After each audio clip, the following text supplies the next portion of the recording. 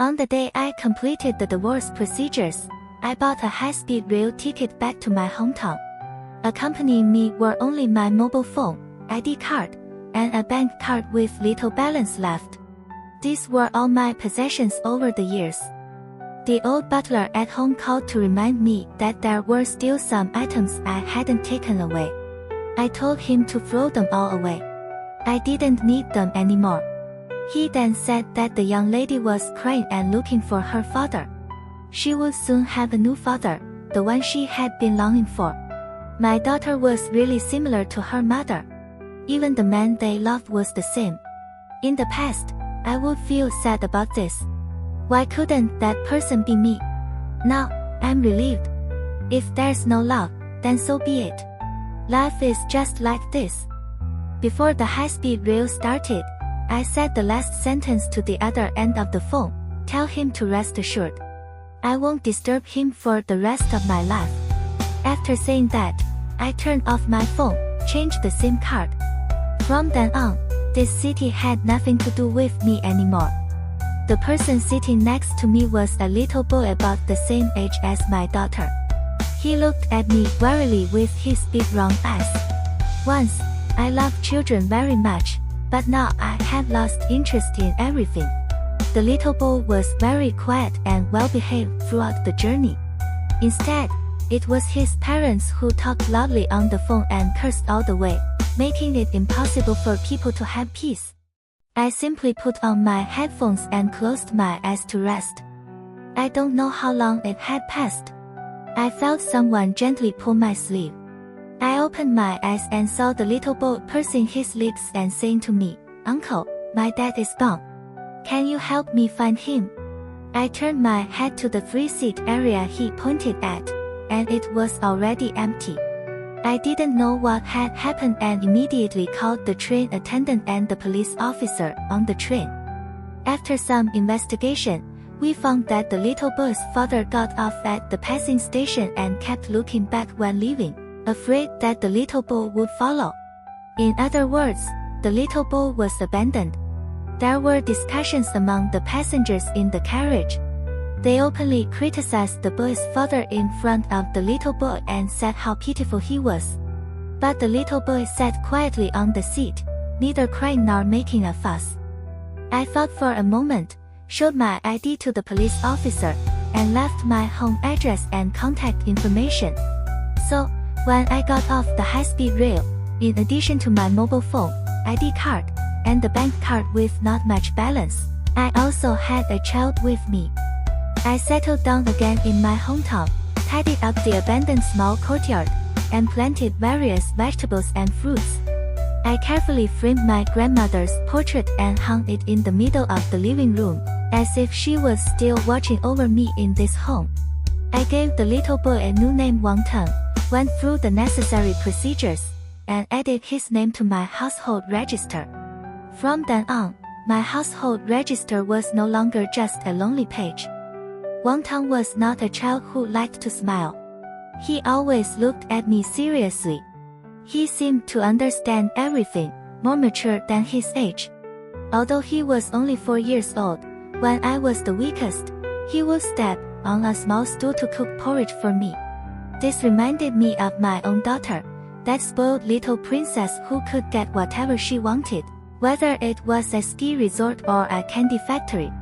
Wang Teng was a child from a completely different world than her. Wang Teng once asked me why I adopted him. He felt that he was just a burden. I touched his head and replied, because I was lonely and hoped he could accompany me. He was silent for a long time, then nodded seriously and promised to accompany me for a lifetime. Days passed, and Wang Teng started school.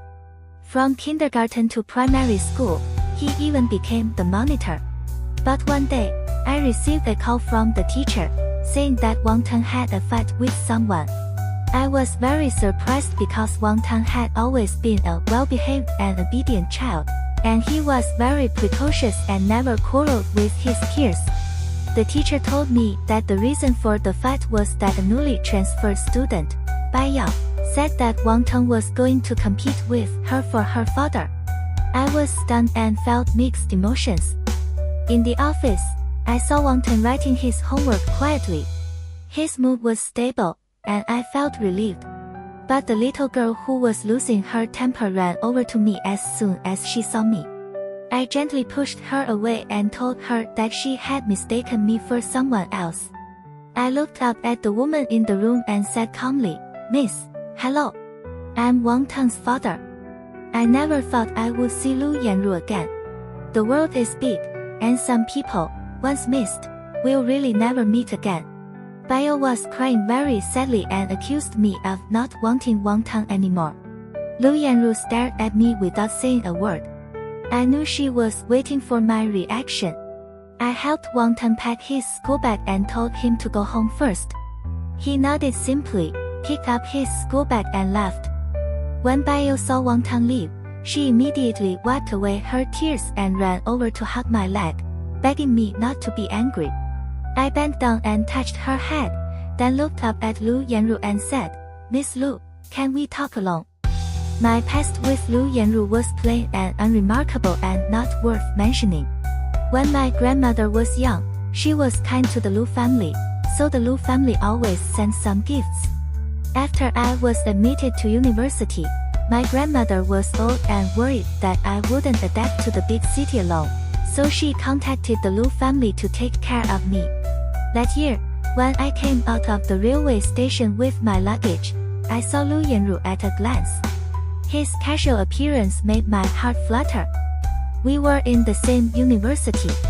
He would bring me something occasionally, and we could be considered acquaintances. Later, I heard about the love story between Lu Yanru and his childhood sweetheart. I was a bystander and sometimes felt a little lost. In my junior year, I started an internship. Because the company was far from the school, I had to travel back and forth every day. After Lu Yanru's grandmother knew about my situation, she let me live in their empty house, which was close to the company.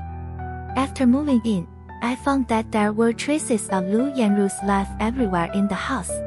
One night, when I came home from overtime work, I found Lu Yanru drunk and lying on the sofa. Worried that he would catch a cold, I covered him with a quilt. Lu Yanru suddenly woke up and pushed me down. That night, we made a big mistake. That chaotic night, I have gradually forgotten. People always choose to forget those painful memories. All I know is that everything changed after that night. Lu Yanru got pregnant, and we started a marriage without love. I tried to maintain the illusion of happiness in front of the elders, but couldn't hide the pain in my heart. Being neglected by the Lu family, being hated by Lu Yanru, and being ridiculed by Su Nianchu, my life was full of suffering. It was my birthday again. My grandmother still remembered. She prepared gifts for me and also for the upcoming little granddaughter. But she didn't wait for that day. My grandmother had a heart attack, and my birthday turned into her Memorial Day. In the hospital, Lu Yanru's grandmother slapped her, but I no longer had the strength to comfort anyone. My grandmother's death made my resentment towards Lu Yanru even deeper. After the divorce, I returned to my hometown and opened a small restaurant. The business was unexpectedly good and became an internet-famous store. I no longer pursued my dreams when I was young. I just wanted a peaceful life. After Bayo transferred to the school, she would come to my store after school every day. She was a smart child but was always cold to me. I did a lot for her but only got her dislike in return. Wang Teng asked me why I adopted him. I told him it was because of loneliness. He agreed and would accompany me for a lifetime. Days passed, Wang Teng grew up, went to school, and even became the monitor. But one day, he had a conflict with Bai Yao. It turned out that Bai Yao thought Wang Teng was going to take her father away from her. I was heartbroken to discover that in this family, I was always an outsider. Lu Yanru would come to the store occasionally, but only to pick up Bai Yao. The neighbors all thought he was pursuing me. I denied it with a smile every time. I knew he was only here for his daughter. On Bai Yao's birthday, She left me and went to find Su Yanchu. Lu Yanru said that Su Yanchu didn't like me, so she didn't take me along. That night, they didn't come back. I sat alone by the window and cried for a long time. I remembered what my grandmother said. She was worried that no one would be good to me in the future. I told my grandmother that I no longer liked birthdays. They prepared surprises for Bai Yao but forgot about my existence. I led them into the room and poured them water. Wang Tang pointed out the real birthday, and Bai Yao looked at me helplessly. Lu Yanru brought a gift. I told him there was no need to come next time. Lu Yanru wanted to talk to me alone. I took him to the gazebo in the yard. He asked me if I was willing to remarry. I told him that we were in the past. He asked me if it was too late. I told him that all those had passed. He cried. I told him to go back to his own life circle and take Bai Yao with him. Lu Yanru left with Bai Yao. Wang Tang asked me if they would come back. I told him no. I told him everything would pass. I had a dream. I dreamed of the day we got married and I answered I do. But I knew that was another life. In the days after Lu Yanru and Bai Yao left, I gradually returned to a peaceful life. Life in the small town was simple and orderly. My small restaurant was still doing well, and I still guarded this little happiness. Wang Tang grew up beside me day by day. His martial arts learning made significant progress, and his skills became more and more vigorous. His presence made me feel warm, as if it was the most precious gift bestowed upon me by fate. Bai Yao's departure made me a little lost, but time is the cure for everything. I began to re-examine my life and learn how to reconcile with myself. I no longer expected recognition and love from others but focused on my own heart and those who truly cared about me. News of Lu Yanru still came occasionally. I heard that he was still single and still busy. I didn't know if he still remembered the person who had stayed in his life briefly. Maybe he already had a new lifestyle and pursuit. And I had learned to let go of the past and live in the present. After Bai Yao grew up, her life also had new changes. She began to understand the complexity of the adult world and also began to understand the diversity of emotions. Sometimes she would come to the store and talk to me about her life and confusion. As a bystander, I gave her some suggestions and encouragement. Although we had no blood relationship, I still hoped she could live well. As time went by, the seasons in the small town changed, and my life continued. I began to try new things, learn new skills, and make my life more colorful. I learned to appreciate the tranquility of the small town and enjoy every small blessing in life. Until one day, I received Lu Yanru's wedding invitation. He finally decided to start anew and walk into the palace of marriage hand in hand with another person. I was happy for him and also relieved that I could face this news calmly. I decided to attend his wedding and give him my most sincere blessings as an old friend. At the wedding, I saw the long-lost smile on Lu Yanru's face.